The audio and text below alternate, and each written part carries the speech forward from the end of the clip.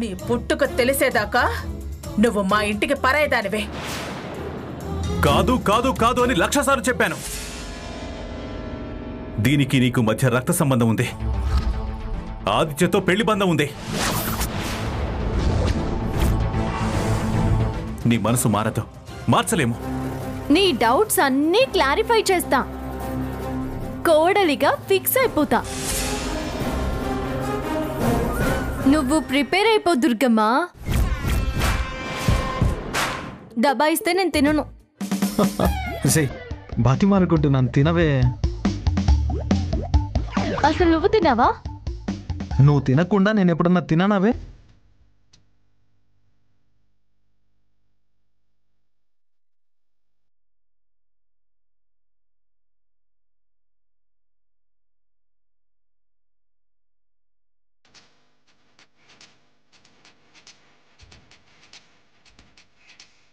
అయితే నేను నీకు తినిపిస్తాను, నువ్వు నాకు తినిపించు.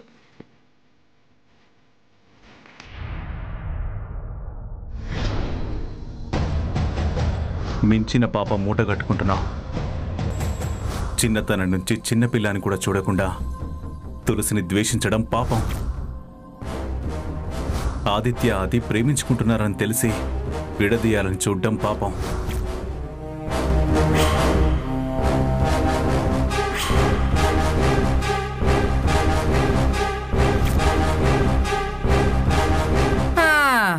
పళ్ళు పటపటలాడించినా, మేటికలు విరిచి వేళ్ళు టపటప అనిపించినా, మొహం చెటపటలాడించినా ఏకు మేకైనా మెత్తపడదే దుర్గా. దీన్నే అత్తయ్య తలకిందులు అవ్వడము, ఓడలు బళ్ళవడము అంటారు. నిన్ను చూస్తుంటే అదేదో పాట అనుకున్నదొక్కటి అయినది ఒక్కటి, బోల్తా కొట్టిందిలే బుల్బుల్ పిట్ట అనే పాట గుర్తుకొస్తుంది అత్తయ్య. నిన్ను నవలాటగా ఉందా నీకు? మోడు పగలు కొడతాను, జాగ్రత్త. అంతేలేవే దుర్గా, దాన్ని చేయలేక దీని మీద విరుచుకుపడుతున్నావు. అన్నింటికి మేమే లోకువైపోయాం. పిన్ని, అసలే నేను చాలా కోపంతో ఉన్నాను. నన్ను విసిగించుకుంటే వెళ్ళండి, అవతలకి వెళ్ళండి.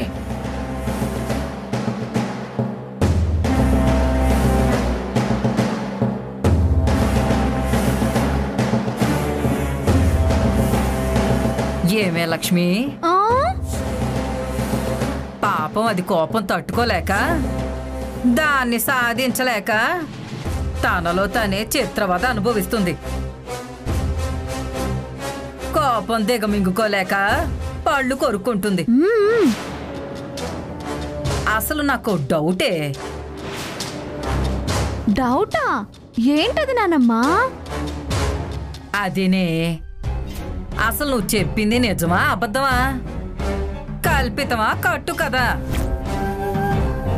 ఏ ముసలి, ఏం మాట్లాడుతున్నావు? నువ్వు నీ అబద్ధాలు నీకు చెప్తే చెప్పొచ్చు గాని అత్తయ్యతో చెప్తానా? తనెవరు? అప్పర కనకదుర్గ, నా దైవం. తనతో అబద్ధాలా? కంటితో చూసిందే నోటితో చెప్పాను. అయినా అత్తయ్య మీద ఒట్టేసి నేను అబద్ధం చెప్తానా? ఏం ఒట్లో ఏం తిట్లో, అది ఒట్లకి తిట్లకి మెట్లకి భయపడే రకం కాదు. శతమొండి అంటే సహస్రమొండిలా ఉంది. తూ అంటే తూతూ, చీ అంటే చీచి అనే మనిషి, తిరగబడి చెయ్యెత్తే రకం. నువ్వు నిజం చెప్పినా దాని రెక్కలు విరవడం మన దుర్గ వల్ల అయ్యేలా లేదు. అది ఇల్లు విడిచి వెళ్లేలా లేదు. దానికి మనుషులు ముఖ్యం కాదు, ఆస్తి ముఖ్యం.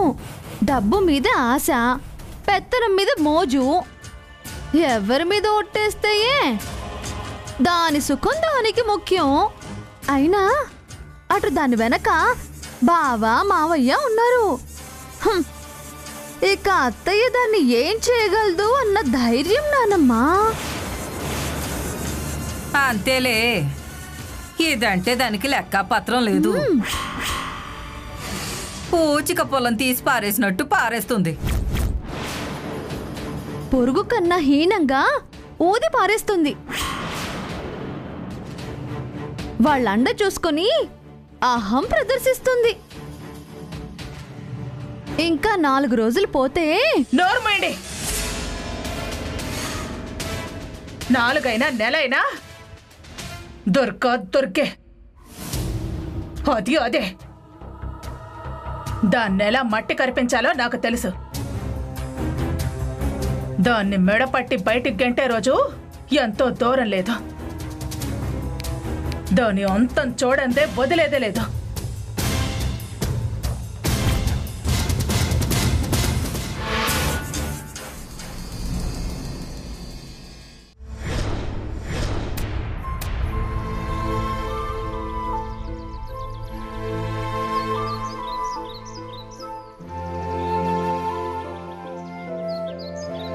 Good morning bro. Good morning bro. ఏంటి రాత్రి మీ ఇంట్లో గొడవ జరిగిందంట? అది మా కామనేగా. గొడవ జరగకపోతే అడగాల్సిన మాట అది. ఏ విషయంలో? ఇంకే విషయం ఉంటుంది. తులసి టాపిక్ డిఫాల్ట్. మా చిన్నతనం నుంచి అదే అమ్మ టార్గెట్. ఈ మధ్య నీ పెళ్ళాం వెంకటలక్ష్మి కొత్త ఇష్యూ రెడీ చేసింది. ప్రియ కన్న కూతురు కాదు. తులసి అత్తమ్మ వాళ్ళ కన్న కూతురు కాదని అమ్మేమో దాని లైన్లో పెట్టింది. దాని మీదే చర్చ, దాని మీదే రచ్చ. ఆంటీకి పంతం ఎక్కువ కదా? పంతమో మూర్ఖత్వమో అర్థం కావట్లేదు. ఒక్కటే ఒకటి, తులసి అంటే పడదు. దాన్ని నన్ను కలవనివ్వదు. లక్ష్మిని లైన్లోకి తెచ్చింది అందుకే. దానికోసమే మేము నిన్ను తెచ్చాం. నువ్వు ట్రబుల్స్లోనే ఉన్నావు, నేను ట్రబుల్స్లోనే ఉన్నాను. నీకు వైఫ్తో ప్రాబ్లం, నాకేమో మదర్తో ప్రాబ్లం. నో శోభనాలు, నో కాపురాలు. సారీ బ్రో, నాకు శోభనం అయిపోయింది. ఓ అవును కదా, మర్చిపోయాను. అయినా కాపురం నో కదా. ప్రాబ్లం ఎలా సాల్వ్ అవుతుంది? మనం ఎప్పుడు సెటిల్ అవుతాం? మనం ఇంతలా బాధపడుతుంటే వాళ్ళకి చాలట్లేదే. కాస్తైనా తగ్గరే, ఓ మెట్టు దిగరే. నువ్వే అన్నావు కదా గౌరవ మర్యాదలు ఇస్తున్నామని. అందుకే వాళ్ళు అలా చేస్తున్నారు. పిల్ల విధవులు ఏం చేస్తారులే అన్న ధీమా. రేపు మళ్ళీ వాళ్లే మన మీద రివర్స్ అవుతారు. వీళ్లతో ఒక్కతంటా కాదు. అరే మన మీద ఏం రివర్స్ అవుతారు? చూడటం లేదా? చూస్తే అతంటారు, చూడకపోతే నిర్లక్ష్యం అంటారు. లాస్ట్కి మనల్ని ఏమంటారో తెలుసా? ఏమంటారు? పెళ్ళాలని కంట్రోల్లో పెట్టుకోలేని సన్నాసులు అంటారు. ఆ మాట నువ్వెందుకు పడాలి బ్రో? నువ్వు వచ్చి లక్ష్మికి ఎలా బుద్ధి చెప్పాలో అలా చెప్పు. లేదంటే లాక్కెళ్ళు. అంతేనంటావా? అంతే, 100% అదే కరెక్ట్ బ్రో. లేకపోతే ఆ వెంకటలక్ష్మి రాదు.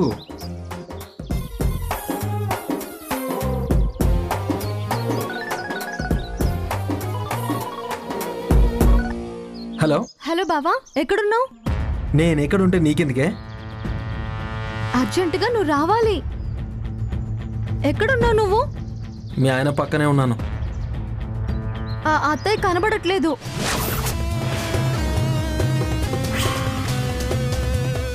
ఏయ్, అమ్మ కనిపించకపోవడం ఏంటి? అత్తయ్య కనబడట్లేదు. కంగారు పడి నీకు ఫోన్ చేశాను. ఏయ్, ఇంట్లోనే ఉండుంటుంది. ఇల్లంతా వెతికాం, లేదు. నువ్వు త్వరగా రా బావా. సరే సరే వస్తున్నా.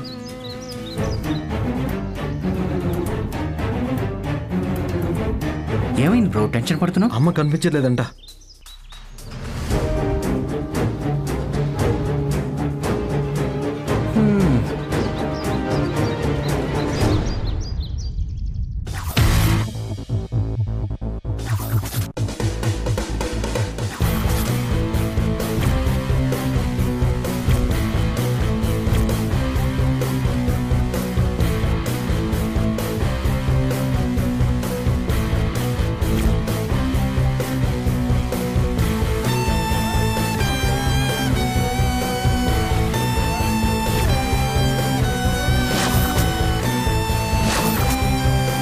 అమ్మా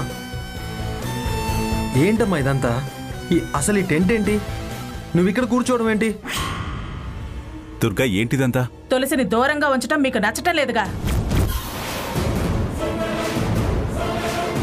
అందుకే నేనే దూరంగా ఉండాలని నిర్ణయించుకున్నాను. నా ఏర్పాట్లు నేను చేసుకున్నాను. దీక్ష ధర్నానా? కాదు, వ్రతం. వ్రతాలు నోములు మంచి కోరి శ్రేయస్సు కోరి చేస్తారు. నేను కోరుకునేది మంచేగా. భార్యాభర్తలు వేరు చేయడం మంచా? మొదటి నుంచి తన ధ్యేయం అదే కదా మామయ్య. మా కుటుంబాన్ని ముక్కలు చేయడమే మీ ధ్యేయం కదా. అలా ఆలోచించే వాళ్ళం కాదత్తయ్య. అవునో కాదో నాకు తెలుసు. నిన్ను పెంచిన దానికి ఎంత స్వార్థమో, ఎంత పంచుకుందో, ఎంత రాసిచ్చావో నాకు తెలుసు. అంతా తిరిగి చేసింది కదా. మళ్ళీ లాక్కున్నారుగా. పైసా ముట్టలేదు, అంగుళం దున్నలేదు. బా, నాకు అనవసరమే. వద్దు, తెలిసిందిగా. ఇప్పుడు అవన్నీ తవ్వుకోవడం అవసరం అమ్మా? దీని పుట్టుక, జాతకం, జన్మ రాతలు అవసరమే. వాళ్ళెవరో తెలియందే, ఇదేలాంటిదో తెలీదు.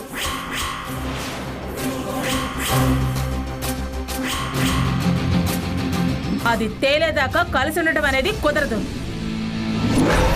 మీరు అంతా ఒకటే కదరా.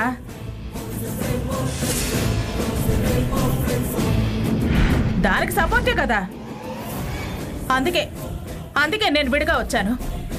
ఈ వ్రతం మొదలు పెట్టాను. ఇది మంచికి కాదు, పరువు వీధిన పడేయడానికే అని మీరు అనుకుంటున్నారు. కానీ రేపు ఇది ఏ ముష్టివాళ్ల సంతానమో, ఏ దొంగ బిడ్డో, ఏ కూనికోరు సంతో అని తెలిస్తే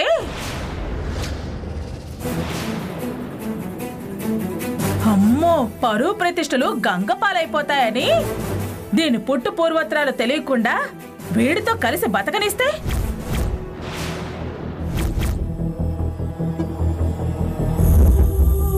అలాంటి సంతే పుట్టి ఇంటికి చెడ్డ పేరు తెస్తారని, అలా మన కుటుంబం అల్లరిపాలు కాకూడదని, వంశం అప్రతిష్ట పాలు కాకూడదని తపన పడుతున్నాను, తాపత్రయపడుతున్నాను.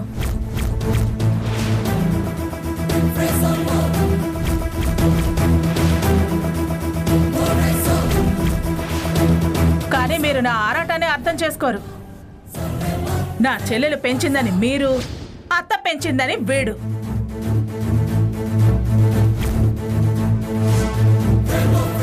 రేపు నేను అనుమానించిన లాంటి వాళ్ళ ఇంట్లో పుట్టిందని తేలితే తలదించుకుని బతకాలి, సిగ్గుతో చావాలి.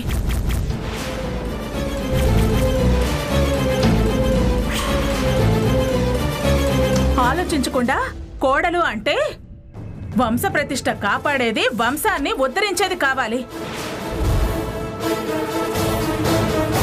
అందుకే దీని వివరం నాకు తెలిసి తీరాల్సిందే. నన్ను మీరు మూర్ఖత్వం అనండి, పంతం అనండి, మొండి అనండి, నేను మాత్రం పట్టించుకోను.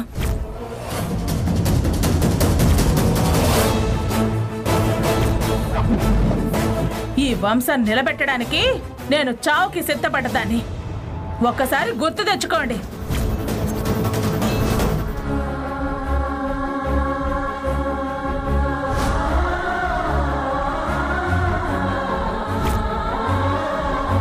అది మన కన్న కూతురే కానీ ఎలా చెప్పాలో అర్థం కాని పరిస్థితి. దాని మీద నీకున్న కోపం నీకు నిజం చెప్పకుండా ఆపుతుంది దుర్గా. అప్పుడు చావుకు సిద్ధపడ్డావు కాదు, ఇప్పుడు ఎక్కడ చావుకు తెగిస్తావో అని భయపడుతున్నా. అంత కష్టపడి ఈ వంశాన్ని నిలబెట్టి ఇప్పుడు వర్ణ సంకరమో గుణ సంకరమో చేయమంటారా?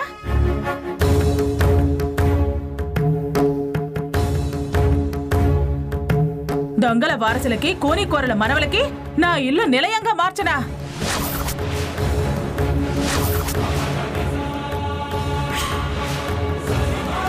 చూడు దుర్గా, తులసి కన్నవాళ్ల గురించి ఇంకొక్క మాట మాట్లాడినా బాగోదు. ఎందుకు మాట్లాడద్దు? వాళ్ళు అంత మంచి వాళ్ళా, మహానుభావులా? ఏది మీకు తెలిస్తే ఆవిడ గారు చెప్పుంటే చెప్పండి. చెప్పకపోతే చావుకి తెగించైనా నిజం చెప్పిస్తాను. మామయ్య మీరుండండి. నా కన్న తల్లిదండ్రుల గురించి మీరు గొడవ పడ్డం, పంతాలకు వెళ్ళడం ఎందుకు? చూడు దుర్గమ్మ, ఈ తరం వరకు ఈ ఇల్లు నీదే, ఈ ఇంట్లో పెత్తనం నీదే. మా తరం మా పెత్తనం వచ్చేదాకా నీ మాటే సాగాలి. నీ ఇంట్లో నువ్వే ఉండు. నీ డౌట్స్ అన్నీ క్లారిఫై చేశాకే నేను ఈ గడప దాటి కాపురానికి వస్తాను.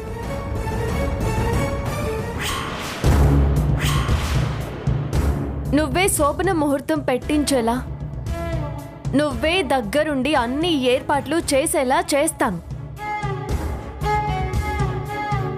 వస్తాను. మాట తప్పవుగా.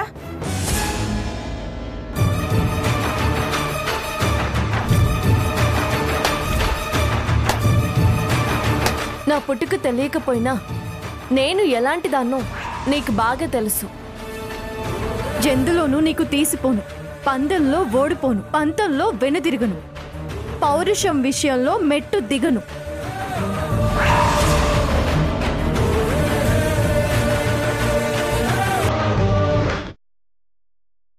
తులసి తులసి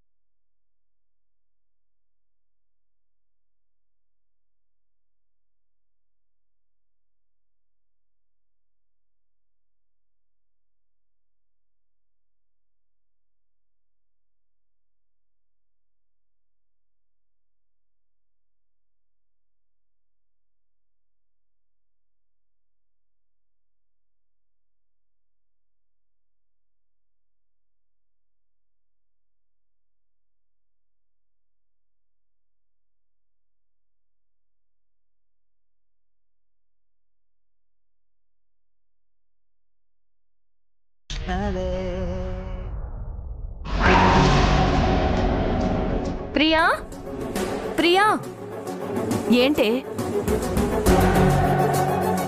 అర్జెంటుగా బయలుదేరమ్మా. ఎక్కడికమ్మా పొద్దున్నే బయలుదేరు అంటున్నావు? అన్నీ వెళుతూ వెళుతూ మాట్లాడదాం. ముందు పదండి. ముందు కాఫీ పెడతాను, తాగాక వెళ్ళొచ్చు. అయినా అసలు ఎక్కడికి, దేనికంత తొందర? గుడికేమో ప్రియా. గుళ్ళు గోపురాలు తిరగడం అయింది, వాటి ఫలితమే ఇది. ఏమైంది? అవ్వాల్సిందంతా అయిపోయిందమ్మా. అన్నీ చూస్తూనే ఇంకా ఏమైంది అంటావే? ఏం కాలేదు, ఏం మిగలేదు. ముందు పదండి. అరే పద పద అంటావు, ఎక్కడికి అంటే చెప్పవేంటే? చెప్పకపోతే రావా? నువ్వు పద, నువ్వు ముందు పద. అమ్మా తులసి, తులసి.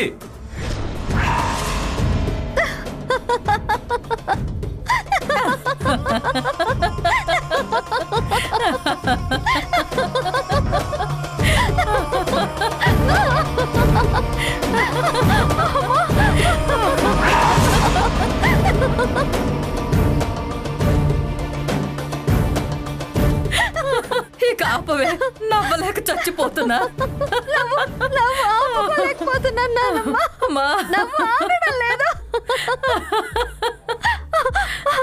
అత్తయ్య తనకి తానే మేధావనుకునే దుర్గా మన చక్రంలో పడిపోయింది. మాట మనసులో నాటుకుంది. మనం వదిలిన బాణంలా ఆ తులసిని తాకింది. అది విలవిలా విలవిలా వలవల అయిపోయింది. నానమ్మ, ఇక తులసి బతుకు చలో సాకు ఏటకు తినడమే ఇంకా. ఏమోనే, దాన్ని నమ్మడానికి వీల్లేదు. తప్పించుకుని ఈ చిక్కుముడి నుంచి బయటపడినా పడుతుంది. No chance. ఇప్పుడు అది DNA టెస్ట్కి వెళ్ళి తీరుతుంది. తప్పదు. నిరూపించుకోవాలంటే వెళ్ళాలి, గెలవాలి.